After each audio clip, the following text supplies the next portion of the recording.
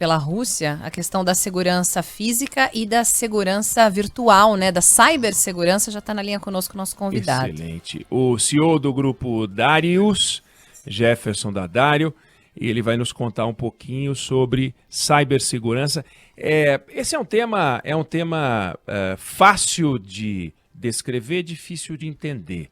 Eu quero dizer o seguinte, a gente sabe que quando a gente fala de cyberataque ou cibersegurança, a gente está falando sobre ataque às redes. Hoje em dia não dá para a gente sair de casa e ir para algum lado. A gente não sabe o endereço da casa da mãe e do pai. A gente coloca Casa Pai no aplicativo de deslocamento e faz o caminho que o aplicativo decidir. A gente não sabe mais o telefone das pessoas. A gente escreve o nome Débora Alfano e a gente liga para Débora Alfano, sabe-se lá para que número a gente está ligando. Foi-se o tempo em que era o telefone discado que a gente girava com o dedinho. Então a gente depende dos sistemas. Essa nossa conversa agora é um sistema. Então, proteger os sistemas, imagino, é fundamental. Num ambiente de guerra, dados bancários, dados pessoais, previdenciários, energia elétrica, redes de segurança. Agora, é tudo muito mágico, porque as coisas funcionam. Quando cai o nosso sinal na internet, a gente enlouquece, mas é um acidente. Agora, essas coisas podem ser provocadas. Como que fazem isso? Como é que é uma cyberguerra, um cyberataque? E se tem o cyberataque e também tem cyberdefesa, será que todos conseguem se defender e todos conseguem se atacar? Sabe na cena do futebol, estou me estendendo, em que tanto o goleiro diz que Deus ajudou na hora de cobrar o pênalti, como o atacante diz que Deus ajudou na hora de bater o pênalti, mas não dá para ajudar os dois, né? Ou é um ou é outro. Ou funciona o cyberataque ou funciona a cyberdefesa. Explica para a gente, Jefferson. Olá, Eduardo, boa tarde, uma honra estar com vocês. Bom, na verdade, a guerra, né, há um bom tempo a gente imagina essa guerra romântica, né, com tanques, a guerra com os lanças-mísseis, etc., ainda com aquela infeliz imagem, né, da Segunda Guerra e talvez das guerras posteriores aí que nós vimos acontecendo, mas a guerra, com o advento da tecnologia, nos últimos 20 anos, nós temos muita tecnologia na infraestrutura crítica de qualquer país, de qualquer estado. Então, atacar tanto fisicamente e proteger fisicamente sempre foi a maneira tradicional. A tecnológica, né, já que está tudo em cima de muita tecnologia, nós temos hoje o ataque, né, tanto que esse assunto fica também por responsabilidade das Forças Armadas, aqui no Brasil não é diferente, o Exército tem uma capacidade, tem tropas específicas, comandantes, generais específicos para a defesa e ataque, eventual ataque cibernético também, se for necessário. Então, proteger a infraestrutura crítica de qualquer país, que é toda a parte de tecnologia, da infraestrutura de governo, de transporte, de saúde, da parte financeira de um país, alimentos, tudo isso acaba sendo parte disso que vocês estão vendo, né? E infelizmente temos a guerra visível, que é o que nós estamos acompanhando e noticiando o tempo todo, e temos uma guerra, entre aspas, invisível, que acaba acontecendo nos bastidores entre as tropas de ataque e defesa cibernética e outros interessados, né? Temos aí até grupos hackers que também acabam saindo em defesa dos fracos e oprimidos, que acabam utilizando também esse momento para protestar ou para tentar ajudar um dos lados. Então existe agora nos bastidores, entre aspas, toda essa guerra acontecendo e toda uma questão de várias técnicas que são utilizadas, vários tipos de softwares e, obviamente, um lado vai ser privilegiado. É claro que isso gera um certo receio também, porque falhas e erros também podem acontecer entre defesa e ataque, mesmo no mundo cibernético. Isso pode ter efeitos colaterais também, infelizmente, como numa guerra tradicional. Quer dizer, o efeito colateral existe também na guerra cibernética, infelizmente. Agora, Jefferson, quando a gente pega tem os alvos prováveis, né, lógicos, sei lá, você fazer o sistema de comunicação de um aeroporto não funcionar, você fazer um sistema, sei lá, militar não funcionar. Agora, quando há um ataque desse tipo, tem ataques que a gente, perdão, não imagina, mas são alvos que sempre são atacados e que produzem um colapso onde a gente não imagina, por exemplo, sei lá, conflito no trânsito, para apagar os semáforos, acabar com o sistema de luz. O que numa guerra como essa você vê acontecer, os estudos mostram que são feitos e que cria o pânico? Olha, você colocou muito bem, né? Hoje nós estamos hiperconectados, né? Uma criança novinha, ela não ganha mais um carrinho, um skate, uma bola, ela ganha um smartphone. Então, nós temos gerações hiperconectadas. No mundo, né, do cybercrime, você tem a melhor idade sendo um grande alvo e as crianças sendo um grande alvo.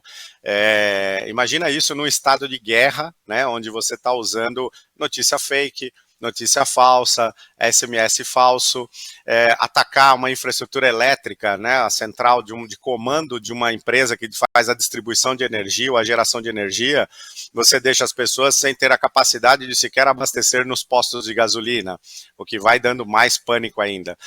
Usando as redes sociais para notícias fakes, distribuindo vírus que podem simplesmente roubar dados dos smartphones ou parar os smartphones, pode distribuir vírus que vão criptografar os computadores onde as pessoas estão tentando trabalhar, os jornalistas estão tentando trabalhar. Então, é claro que a gente fala assim, no estado de guerra, né, você não tem mais aquela questão, isso é ético ou não é. E é óbvio que numa cyberguerra não é diferente. Infelizmente, eu acho que teremos que, infelizmente, de novo, né, sendo até prolixo com essa palavra, mas crime de guerra vai ter que começar a ter um novo tópico, né? O crime de guerra e o crime da cyberguerra, porque você não só pode mudar semáforos, né, e deixar as pessoas em pânico no trânsito, como você pode impedir a capacidade delas realmente usarem combustível, ou num hospital, né, imagina você desligar ou mexer, atacar os sistemas de uma rede de saúde, colocando em risco pessoas que estão nesse momento hospitalizadas, numa UTI, uma UTI neonatal. Hoje a gente fala, um cyberataque ou um vírus de computador, dependendo de como ele for direcionado, ele tira vidas, tanto quanto uma bala, tanto quanto, infelizmente, uma munição. Então, é algo que realmente preocupa, né? Por isso que, num estado de guerra, isso vai ser usado, né? Tanto é que uma das infraestruturas que foi, dos ataques aí foi justamente tentar romper links, né, links de dados, torres de telecomunicações, para impedir também que as pessoas usem, né, e divulguem essas informações, vídeos e outros, né. É uma guerra psicológica, e imagine que hoje, né, nas redes sociais nós todos estamos conectados e dependemos disso. A mesma velocidade que nós recebemos informações, o heroísmo, o ataque, as pessoas passando o sofrimento de ficar 20 e tantas horas lá para sair da região, ao mesmo tempo isso também é usado para enganar as pessoas, pode ser usado para criar um pânico, notícias falsas, né, dependendo do que for divulgado, orientado, as pessoas podem se dirigir a um local que pode ser uma grande armadilha. Então tudo isso, infelizmente, está sendo usado, né, existe aí toda uma necessidade de defesa, né? Quem está defendendo, no caso aí a Ucrânia, com certeza deve ter equipes especializadas lidando com isso, e também os atacantes aí fala assim, os sabotadores estão na cidade sabotando a Ucrânia, e com certeza existem tropas ali de elites de guerra cibernética também causando esse pequeno caos, né, ou esses caos controlados em cima dessa infraestrutura de internet, de eletricidade, etc. Débora Alfano. Eu tô ouvindo o Jefferson falar e só pensando aqui, Oineg, se é claro que nem cabe a comparação, né? Infinitamente menor, mas só quando cai o WhatsApp as pessoas já ficam enlouquecidas, né? Quando o WhatsApp não tá funcionando, já é aquele caos, e a gente falou recentemente sobre isso porque ninguém consegue se comunicar, as pessoas esquecem que tem a opção de fazer a ligação, mas tem gente que trabalha com o WhatsApp, então acaba somando aí perdas de vendas, por exemplo, deixaram de conversar com clientes. A gente fez reportagem isso daquela vez que houve aquela interrupção de algumas horas só na troca de mensagens, né? Você imagine só acabar com essas comunicações, ou fornecimento de energia, ou algo muito mais grave, né? Agora, Jefferson, eu queria te perguntar o seguinte, com toda essa tecnologia que a gente tem hoje em dia no mundo, é possível rastrear de onde partem esses ataques, quem são os invasores, e eventualmente, eu nem sei se cabe uma sanção, uma penalidade para esse tipo de invasor, ou esse é um caminho mais difícil, por isso é importante investir mesmo na defesa para impedir que isso chegue a acontecer, porque rastrear, uma vez que o ataque já aconteceu, uma vez que você já derrubou o sistema, esse caminho seria mais difícil. Excelente pergunta. A gente brinca falando que quando o WhatsApp cai, as pessoas param de respirar, né? Mas a questão é assim, como minha avó dizia, né? Fecha a porta, leve um casaquinho, e nós falamos isso para os pais, para as pessoas comuns como eu, vocês, que têm filhos, que têm sobrinhos. Hoje um pai dá um smartphone de R$5.000 para um filho, né? Quem tem um pouquinho menos acaba dando um smartphone de 500, 600, 600 reais, mas não compra sequer vírus, ou não tem acesso a, olha, o que é um antivírus, como eu instalo no smartphone, o que isso vai proteger uma criança, né? Mesmo esse grande público aí de crianças, adolescentes que tem hoje essa tecnologia em mãos. Na minha época usávamos caderno para ir para a escola, hoje em dia as crianças estão estudando no smartphone, em laptops, etc. Então, imagina tudo isso, né? E você tendo pessoas, de certa maneira, desprotegidas, você não tendo sequer antivírus e proteções em dispositivos móveis como um smartphone, e tudo isso é um grande alvo para quem quer atacar, seja um hacker, né, um cybercriminoso ou grupos hackers, ou num estado de guerra, infelizmente, você tem esses hackers muitas vezes trabalhando, né, ou mesmo as tropas de defesa e de ataque, elas usam as mesmas técnicas hackers. Infelizmente, né, mundialmente a gente conhece a fama dos hackers russos, não sabemos, enfim, se alguns grupos hackers estão apoiando ou estão contra aí a iniciativa, infelizmente, do Putin, mas são tidos como bons hackers, ou seja, tecnicamente tem um nível muito avançado. Então, a gente imagina, claro, que alguns desses podem trabalhar, obviamente, para as forças de ataque, eventualmente pode ter uma própria, algum tipo de rebelião, algum tipo de protesto, né, ou hacktivismo mesmo, que é um protesto usando meios digitais. O hacktivismo pode ser usado por cidadãos russos, né, que não gostam aí dessa iniciativa do Putin, mas infelizmente isso vai acontecer, né, está acontecendo, e obviamente todo mundo que trabalha com isso está monitorando, está acompanhando, muita coisa acaba não sendo relatada na mídia tradicional, mas sim pelas redes sociais, até mesmo pela Dark Web, lado, entre aspas, o lado negro da internet, né? Vamos dizer assim, o chamado submundo, mas que não é tão submundo assim, já é conhecido há muito tempo.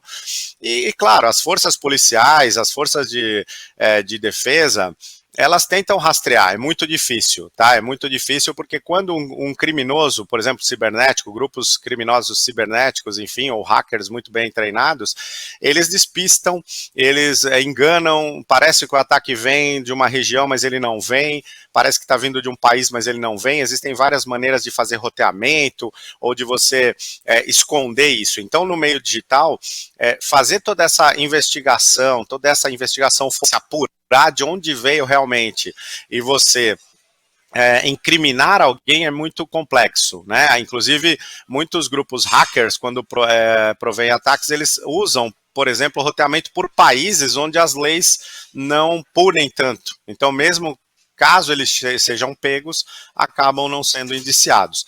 Por isso que crimes de guerra vai ser uma outra página da história, né? Infelizmente, esses ataques que estão acontecendo, toda essa iniciativa que está sendo feita agora, e aí nós vamos ver o desdobramento. Mas hoje, sim, é muito difícil, tanto do FBI, como aqui no Brasil da Polícia Federal, entre outros, irem atrás dos criminosos, justamente por essa questão de você poder enganar, maquiar, e mesmo quando é feito o rastreamento, leva um certo tempo. Hoje, uma perícia forense para apurar de onde veio um ataque, como ele foi feito, ela pode levar dias, pode levar até mesmo meses, né?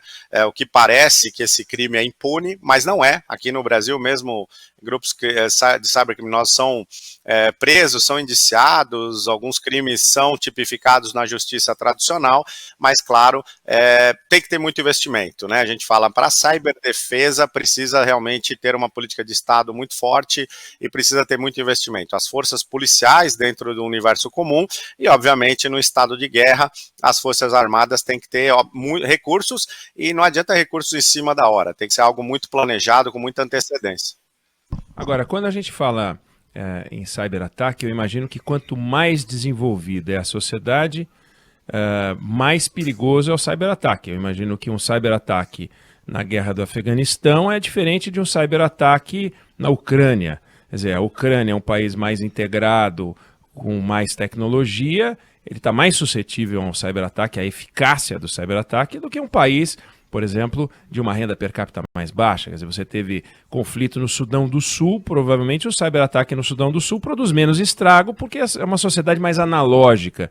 E o objetivo de qualquer sociedade é ficar cada vez mais sofisticada. Você pega agora um ambiente de 5G, uma série de investimentos, a gente tem que investir em educação, numa série de coisas. Mas hoje, especificamente na Ucrânia, é a primeira vez, talvez essa guerra ela seja um divisor de águas do cyberataque, ou seja, essa guerra, a gente teve momentos em que a guerra do Golfo produziu algumas mudanças, a Segunda Guerra Mundial produziu algumas mudanças, né? E as guerras foram mudando. Essa guerra é talvez a guerra do cyberataque?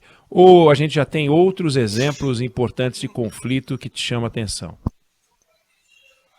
Olha, ótima pergunta. Eu creio que ela, pela época, né, hoje nós temos aí muito mais pessoas com tecnologia nas mãos, na ponta dos dedos, né, já estamos passando daquela era do mouse e do teclado, né, já estamos nessa transição de tecnologia da informação e comunicação para tecnologia da informação, comunicação e interatividade, já temos assistentes pessoais, etc. É claro que em população que tem menos acesso a esse tipo de coisa, uma zona rural, entre outros, de vários países, você ainda tem pouca dessa tecnologia, mas é difícil você isolar, né? Praticamente a Europa e mesmo toda aquela região da Ucrânia, a Rússia, eles têm muita tecnologia, né? Não são países, apesar de ter zonas rurais muito grandes, enfim, mas eles têm muita tecnologia, usam bastante essa tecnologia, grupos hackers muito famosos e muito fortes tecnicamente estão naquela região, então assim, por mais que pareça que eles não têm, eles têm bastante. É claro que numa cidade, uma metrópole, isso obviamente é muito maior, né? Uma cidade grande, onde você tem pessoas mais conectadas, empresas envolvidas com tecnologia, sistema financeiro e grande concentração de pessoas, isso fica mais gritante, né? Fica mais transparente. Agora, não podemos afirmar ainda se vai ser um divisor de águas, mas com certeza, pelo momento, é um momento onde o mundo está com muito mais tecnologia, muito mais pessoas conectadas, o novo petróleo são dados, né? Os dados são o novo petróleo, então você está numa era onde o mundo discute muito a privacidade dentro dos meios digitais, estamos falando de metaverso, quer dizer, um momento muito diferente, né, onde nós estamos migrando aí de um normal natural para um mundo cada vez mais tecnológico e virtual. Então esse cidadão digital, ele infelizmente é alvo de qualquer coisa, e numa guerra isso vai ser usado. Pode ser realmente que seja um divisor de águas e a gente estude isso durante muito tempo e talvez muitos dos investimentos que vão ser feitos daqui para frente em defesa seja voltado para justamente cyberdefesa, mas não dá para afirmar, temos que ver o desdobramento ainda. Existe tudo o que a gente está podendo captar pelas lentes dos smartphones, mas você tem tudo isso acontecendo nos bastidores. Pode ser que sim, infelizmente tenhamos aí um divisor de águas e, claro, com certeza os investimentos que já são pesados, né, em cyberdefesa devem aumentar muito mais, principalmente porque depois dessa situação, que eu sinceramente espero que se resolva em breve com poucas perdas, né, a gente não quer que isso se estenda, mas com certeza vai ter uma corrida para investimentos em defesa de vários países e uma preocupação ainda maior com a espionagem, a contra-espionagem usando os meios digitais. A gente conversou com o Jefferson Daddario, CEO do Grupo Darius, deu uma aula para a gente sobre cibersegurança.